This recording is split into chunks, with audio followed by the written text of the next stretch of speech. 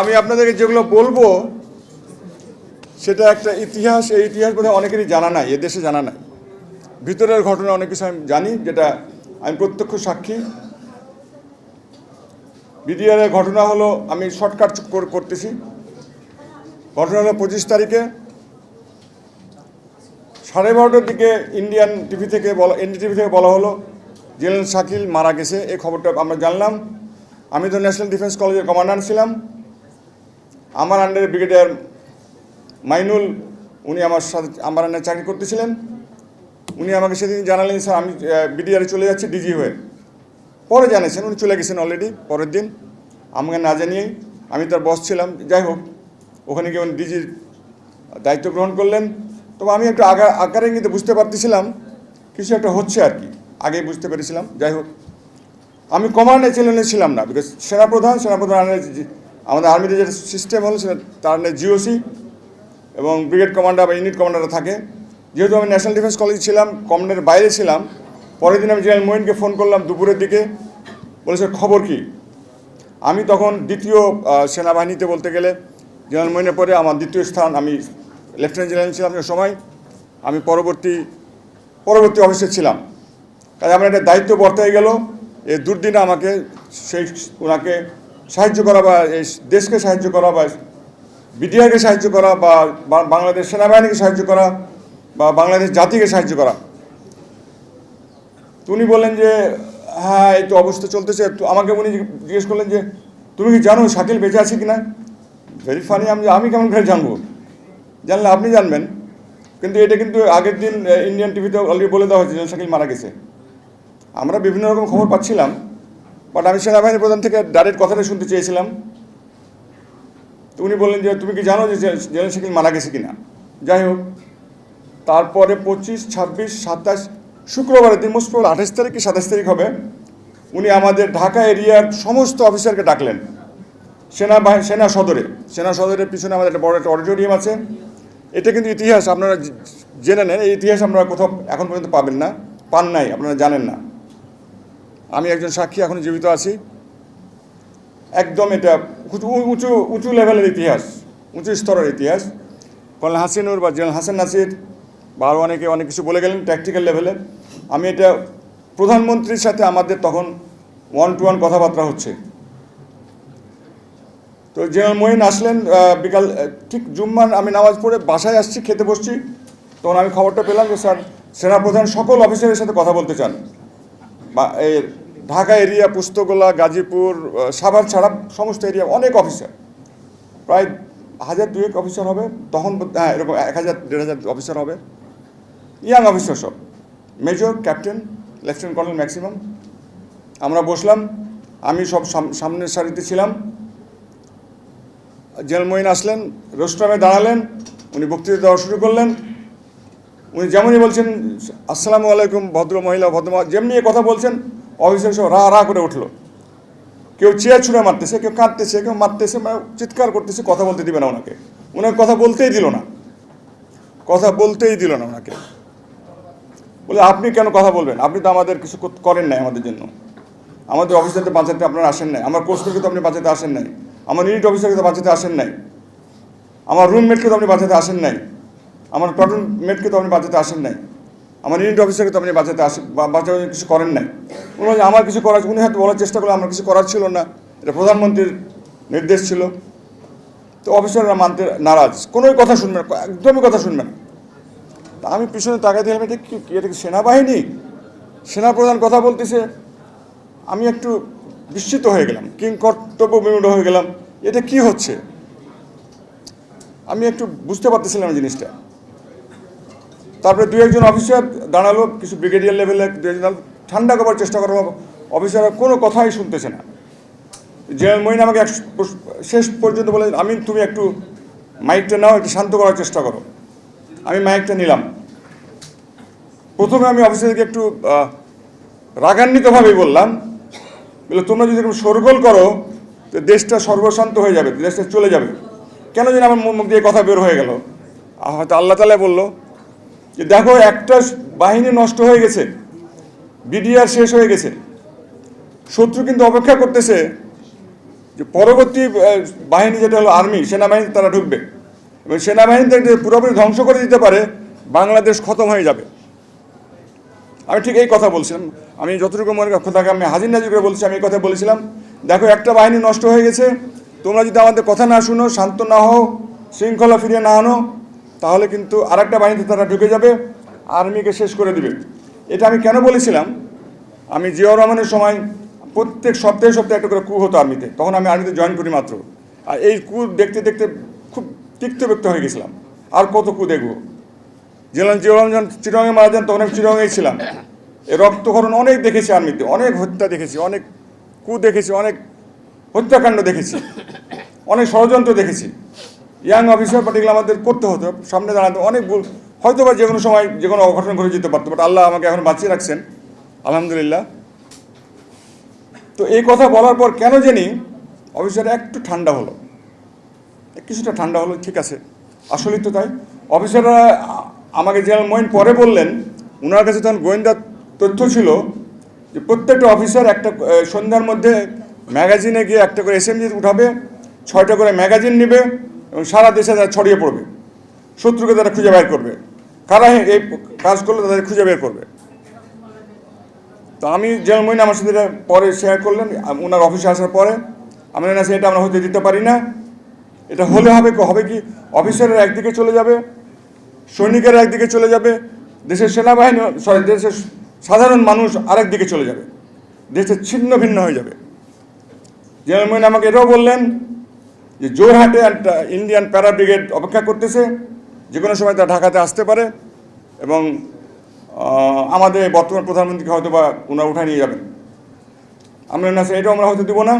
এখন ইদানিং একটা সোয়াসের ইন্ডিয়ান একজন প্রফেসর তার বইতে এটা লিখেছেন যে জোরহাটে একটা প্যারা ব্রিগেড রেডি ছিল এবং তারা একটা কোর মানে 3টা ডিভিশনের একটা ব্রিগেড, একটা আর্মি কমান্ড, সেটা কুমিল্লার মুখে তারা ঢোকাবে প্ল্যান করেছিল। এত বড় বিপদের মধ্যে আমরা ছিলাম, বিরাট বড় বিপদ। বিডিআর তো শেষ হয়ে গেছে, আমাদের অফিসারগুলো শেষ হয়ে গেছে, আমাদের অফিসারদের ওয়াইফদেরকে যে বিশ্রীভাবে এটা ভাষায় প্রকাশ করা যাবে না, যাই হোক, এবং আমাদেরকে বিট্রে করা হয়েছে, পলিটিক্যাল লিডার আমাদেরকে বিট্রে করেছে। দুইজন নাম, ওনাদের নাম কি জানো, ওই আজম এবং নানক, এই দুজন ছিলেন গ্রেটেস্ট ক্রিমিনাল। তারা কিন্তু সব জানতো, তাদেরকে সাজিয়ে পাঠানো হয়েছে বিডিআর এতে।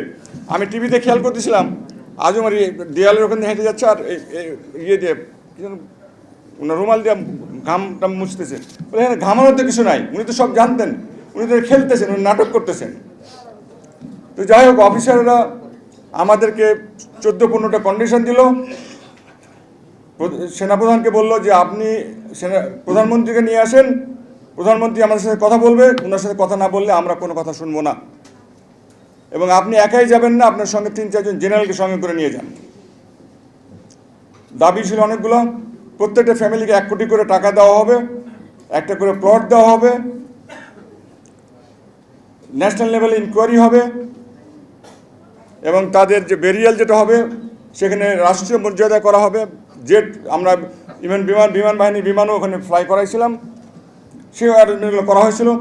যতগুলো পয়েন্ট দিয়েছিলাম, প্রায় 14-15টা পয়েন্ট দিয়েছিলাম, প্রত্যেকটাই কিন্তু তখনকার প্রধানমন্ত্রী শেখ হাসিনা মেনে নিয়েছিলেন। শুধু টাকার কথা বললেন, 1 কোটির কথা যখন বললাম, ভাবি কাঁদতেছেন, কথা বলার ডিফিকাল্ট। 1 কোটির কথা উনি বললেন যে এত টাকা কোথায় পাবো, 58 জন ধরেন অফিসার, অনেকগুলো টাকা, আমি রাষ্ট্রের জন্য 1 কোটি করে টাকা। আমি একটু বোকা ছিলাম, কথাটা ওইভাবে বলতে হতো না, আমি ডাইরেক্ট বললাম 1 কোটি করে দিতে হবে আপনাকে। জেনারেল মঈন রোস্ট্রাম থেকে নেমে আসলেন নিচে, এসে অফিসাররা ওনাকে ঘিরে ফেললেন। মেজর, ক্যাপ্টেন, মহিলা অফিসারও ছিল, ওনারা তার ইউনিফর্ম খোলা শুরু করলেন, র্যাঙ্ক খোলা শুরু করলেন। আমি বললেন না, এটা আমি যতই ক্ষতি হোক আমি ভাবলাম যে এটা সেনাবাহিনী প্রধান, এই সেনাবাহিনীকে টিকিয়ে রাখতে হবে, সেনাবাহিনী যদি শেষ হয়ে যায় দেশটা শেষ হয়ে যাবে। আমি অফিসারদেরকে বকাবকি করলাম, কয়েকটা মহিলা অফিসার আমাকে রেগে উঠে বলল যে স্যার কিছুই তো করতে পারেন নাই, এখন কেন কথা বলতেছেন? বলে ইয়ে স্যার কিছু করতে পারি নাই, কিন্তু আর্মিতে তো ধ্বংস করতে পারো না। আমি জেনারেল মোয়েনের হাত ধরে ওখান থেকে বের করে নিয়ে আসলাম, তারা গোল করে ঘিরে নিয়েছিল এবং একজন র্যাঙ্ক খুলতেছিল, কয়েকজন তার ইউনিফর্ম খুলতেছিল। আমি স্যার বাইরে হয়ে আসেন, এই ছাড়ো তোমরা। আমি বাইর করে নিয়ে আসলাম, নিয়ে এসে আসার পথে উনি বলতেছেন আমি রিজাইন করব, আমাকে কাগজ দাও, আমি এখনই রিজাইন করব। আমি বলি স্যার আগুন তো জ্বালিয়েছেন, আগুন নিভান তারপর রিজাইন করবেন। ওনাকে আমি নিয়ে এসে অফিসে বসালাম, মেশরকে বললাম এক গ্লাস ঠান্ডা পানি নিয়ে আসো, এক কাপ গরম চা নিয়ে আসো। ওনাকে ঠান্ডা করলাম। আমি ঠান্ডা হন স্যার, আমরা 8-10 জন জেনারেল আলাদাভাবে ওনার অফিসে একটা ছোট্ট কনফারেন্স রুম আছে, ওখানে আমরা বসলাম। বলছে সবাইকে নিয়ে কথা বলে লাভ নেই, আমরা ঠান্ডা মাথায় চিন্তা করি জিনিসটাকে। 8-10 জন আমরা ওখানে বসলাম। আমি জেনারেল মোইন বসছেন হেড টেবিলে, আমি ওনার পাশে ছিলাম, যেটা আমি পরবর্তী তোমার লেফটেন্যান্ট জেনারেল আমি ওটা একাই ছিলাম ওই সময়, ওই মুহূর্তে। ওনার পরে আমার পাশে বসে আছি। এর মধ্যে প্রাইম মিনিস্টার অফিস থেকে ফোন আসলো, আমরা প্রাইম মিনিস্টার অফিসে কয়জন যাব তার নাম চেলেন। জেনারেল মোইন তো যাবেন, তার সাথে 3-4 অফিসার জেনারেল নিতে বলছেন। তো জেনারেল মোইন আমাকে বললেন যে তুমি আমার সাথে চলো। আমি একটু ইতস্তত বোধ করতেছিলাম, বাট তখন তো আমি না করতে পারি না। ওটা না করলে ওটা নিমক হারাম হবে। নিমক খেয়েছি আর্মির অনেক দিন, 30-40 বছর। এখন যদি আমি না যাই সেটা হবে একটা কাওয়ার্ডিস হবে। তো স্যার আমি যাবো, ঠিক আছে। সঙ্গে জেনারেল বেলাল আসলেন, জেনারেল আমাদের ডাক্তার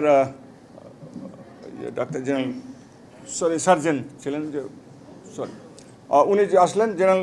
আমরা 3 জন সঙ্গে গেলাম। আমি জেনারেল মোইন আমাকে বললেন যে তোমার জিপ রেখে দাও, আমার সাথে আসো। আমি ওনার সাথে বসলাম। পথের মধ্যে আসরের আজান আসলো, পড়লো। আমরা দুজনে নামাজ পড়লাম উনার ইমামতিতে। উনি ইমামতি করলেন, আমরা নামাজ পড়ে প্রাইম মিনিস্টার অফিসে গেলাম।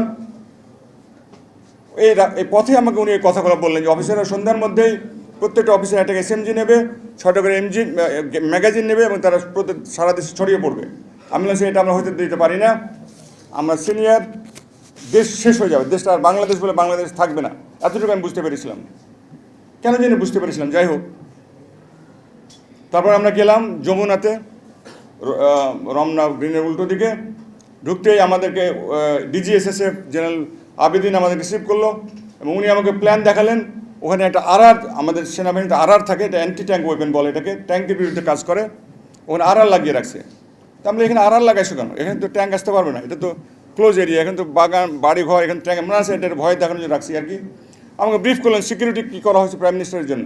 পিছন দিকে নিয়ে গেলেন, প্রাইম মিনিস্টারকে উনি কীভাবে ধানমন্ডিতে নিয়ে যাবেন তার ব্যবস্থা করা হয়েছে যদি কোনো কিছু অঘটন ঘটে। সিকিউরিটি ন্যাচারালি তাদের, এটা দায়িত্ব, SSF-এর দায়িত্ব এটা। তারপরে আমরা গিয়ে বসলাম প্রায় প্রধানমন্ত্রীর অফিসে। তখন হবে আনুমানিক রাত 8-7-8টার মতো হবে বোধহয়। আমরা টানা 3 ঘন্টা আলাপ করলাম। জেনারেল মোইন বিধ্বস্ত, ওনার দিকে তাকানো যাচ্ছেন, উনি মাথা নিচু করে আছেন, কথাই বলতে পারতেছেন না। তো দায়িত্বটা আমার হাতে এসে পড়লো।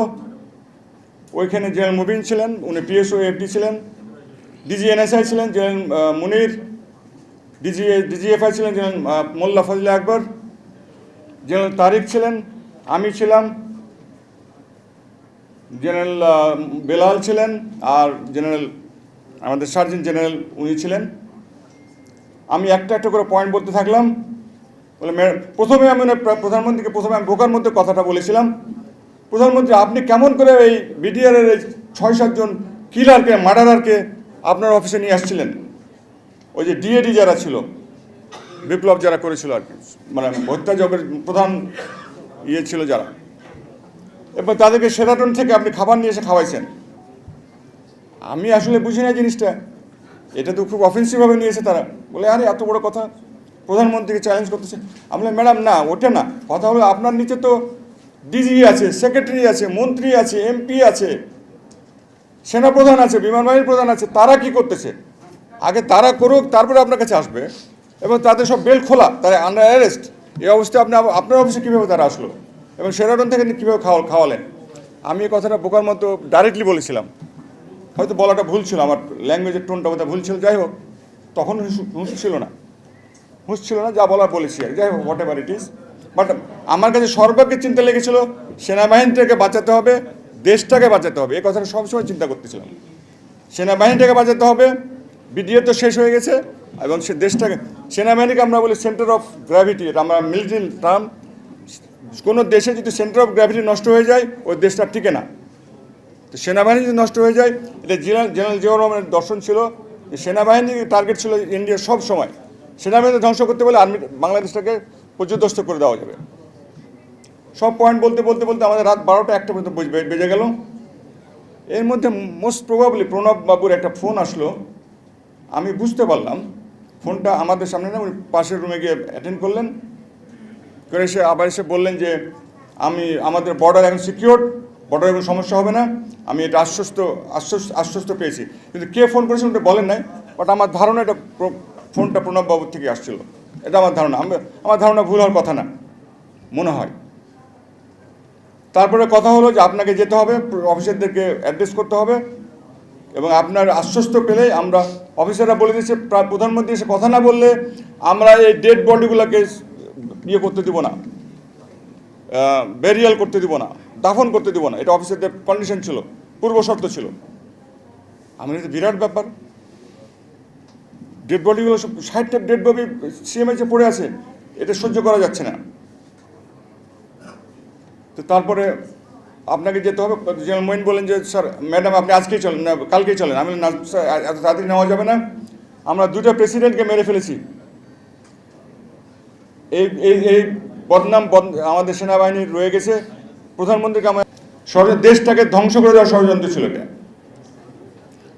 যেদিন পাদুয়া এবং রৌমারির ঘটনা হয় তার 2 দিন পরে ইন্ডিয়ান পার্লামেন্টে দাঁড়ায় ওখানকার ডিফেন্স সেক্রেটারি, ডিফেন্স মিনিস্টার, একজন রিটায়ার্ড মেজর ছিলেন, উনি বলেছিলেন যে আমরা এটা প্রতিশোধ নেব একদিন, উইল টেক রিভেঞ্জ। উনি বলেছিলেন আমরা রিভেঞ্জ নেব। আপনাদের যদি আবার খেয়াল থাকে, কিছুদিন আগে Indian defence minister Rajnath Singh লখনৌতে বলেছেন যে তোমরা প্রস্তুত হও। উনার কমান্ডারকে বলেছেন, ইন্ডিয়ান কমান্ডারকে বলেছেন এবং বাংলাদেশের সাথে কীভাবে যুদ্ধ করতে হবে সেটা একটা প্ল্যান করো।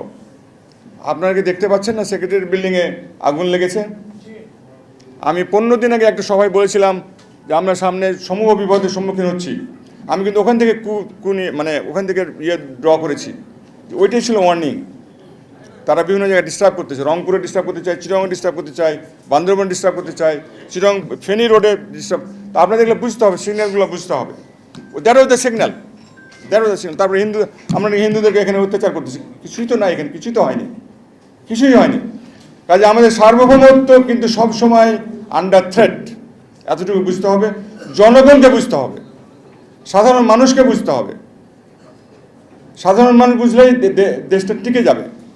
এ দেশকে ঠিক করা, পদানত করা অত সহজ নয়। আমাদের এখন 12টা ডিভিশন আছে, আর্মি ডিভিশন আছে, আমাদের বড় একটা বিডিআর ফোর্স আছে, আমাদের বড় একটা আনসার ফোর্স আছে, আমাদের বড় একটা বিএনসিসি ফোর্স আছে, আমাদের 18 কোটি মানুষ আছে। এখান থেকে আমরা 1 কোটি সৈনিক পাবো। 10 লাখ 20 লাখ ছাত্রকে যে আমরা ট্রেনিং দিই 3 মাস ধরে, শুধু এসএমজির উপর 2টা গ্রেনেড শেখাই দিই, যথেষ্ট যে কোনো আর্মিকে ঠেকায় দেওয়া যায়। 10 লাখ এই অ্যাবেল বডি আমাদের ছাত্রীদেরকে 3 মাস যদি ট্রেনিং দিই আর্মি থেকে আমরা, এবং প্রত্যেকে একটা এসএমজি দেবো, 6টা করে ম্যাগাজিন দেবো এবং 2টা করে গ্রেনেড ধরাই দেবো। আমাদের কিচ্ছু করা লাগবে না, আর্মির কিছু করা লাগবে না। ইন্ডিয়ান আর্মি ভিতরে আসুক, তারা পালায় চলে যাবে। এবং আমরা লিডারশিপ দেব, আমরা আপনাদের ডিরেকশন দেব, আপনাদের প্রশিক্ষণ দেব, আপনাদের সরবরাহ দেব, আপনাদের গান দেব, আপনাদের ম্যাগাজিন দেবো। সেই ক্ষমতা আমাদের রয়েছে। কাজে ভয় পাওয়ার কিছু নাই। নতজানু পররাষ্ট্রনীতি দিয়ে আমরা চলবে না, নো ওয়ে, সরি। আমরা অনেক দেখেছি এবং বিডিআর ঘটনার এটা শুরু হয়েছিল, সেটা চলতেছে, আজকে পর্যন্ত চলতেছে। সেক্রেটারিয়েট বিল্ডিংয়ে অলরেডি আগুন লেগে গেছে, আর কত জায়গায় আগুন লাগবে আল্লাহ পাক জানেন। আপনারা সাবধানে থাকবেন। আমার বয়স হয়ে গেছে, আমি এখন 70 বছর হয়ে গেছে। আমরা কী বা করতে পারি, হয়তো বা দিক নির্দেশনা দিতে পারি, আর কী বা করতে পারি। বাট ছাত্রদেরকে, ইয়াং স্টার যারা আছে, আমাদের সেনাবাহিনীকে, আমাদের আনসার বাহিনীকে, আমাদের আমি বিজেপিকে কোনোদিন বিজেপি বলি না এখন পর্যন্ত, সবসময় বিডিআর বলি। Come what may, I always say BDR, আমি সবসময় বিডিআরই বলি। হ্যাঁ, বিডিআর নামটা আনতে হবে ফেরত, এটা আমরা বলবেন ভালো করে। বিডিআর নামটা আবার আসতে হবে। বিডিআর নামটা না বলে কেন ভালো লাগে না। যাই হোক, আমি যারা মারা গেছেন তাদের আত্মার বিদায়ী, আত্মার শান্তি কামনা করতেছি। আল্লাহ তাআলা তাদের জন্য জান্নাতুল ফেরদৌস দান করেন এবং নিগৃহীত আমাদের পরিবার যারা হয়েছিল তাদেরকে আল্লাহ সান্ত্বনা দেন। আমরা চেষ্টা করেছি। ও আচ্ছা, সেনাবাহিনীর ইনকোয়ারির ব্যাপারে কোনো সিদ্ধান্ত ওখানে হয়নি। আমি শেখ হাসিনাকে বললাম যে ম্যাডাম, আপনি জাতীয় পর্যায়ে যখন ইনকোয়ারি কমিটি করলেন তো আমরা আর্মিতে একটা ইনকোয়ারি করবো, করলে আপনারা করেন। আমি আর্মি হেডকোয়ার্টার আসার পর জেনারেলম্যানকে বললাম, স্যার আমাদের আর্মি থেকে একটা ইনকোয়ারি করতে হবে, জাতীয় পর্যায়ে যাই হোক। এটা আমরা আর্মিতে আমি দেখেছি ছোটোকালে, যে বাইরে যাই হোক আর্মির একটা ইনকোয়ারি থাকতেই হবে। তো জেনারেল জাহাঙ্গীরের নেতৃত্বে একটা ইনকোয়ারি কমিটি করা হলো। তার কিছুদিন পরে আমি একটা চাকরি পেয়ে মালয়েশিয়ায় চলে গেছিলাম, কাজে আর ফলো করি নাই, জানি না। এই তো, আল্লাহ আমাদের ভালো রাখুক, আল্লাহ দেশকে সুসংহত রাখুক। আমরা মিলেমিশে থাকবো, ধর্ম বর্ণ মিলেমিশে থাকবো, সবাই মিলেমিশে থাকবো। আমাদের ছেলে মেয়ে, পরিবার পরিজন, হিন্দু মুসলমান খ্রিস্টান বৌদ্ধ যে হোক, সবাই আমরা মিলেমিশে থাকবো, এক দেশ হয়ে থাকবো, ঐক্য বজায় রাখবো এবং সার্বভৌমত্ব বজায় রাখবো। আমি সবশেষে সবাইকে ধন্যবাদ জানাবো, বিশেষ করে স্যার আপনার ফজলুল সাহেব বেশি জোরে জোরে কথা বলছিলেন, আপনাকে আরও ঠান্ডাভাবে কথা বলতে হতো। তা আমি তো বুঝি না কীভাবে কথা বলতে হবে। তো সে এত তর্ক করতে গেলেন কেন, আবার চাকরিটা কেন খোয়ালেন? উনি এই কথাটা অনেককে গল্পটা করেছেন, আমাকেও বললেন যে আপনি কেন তর্ক করতে গেলেন, আপনার চাকরিটা খোয়ালেন। ডাজন্ট ম্যাটার, আমি তো জেনারেল হয়েছি, বাট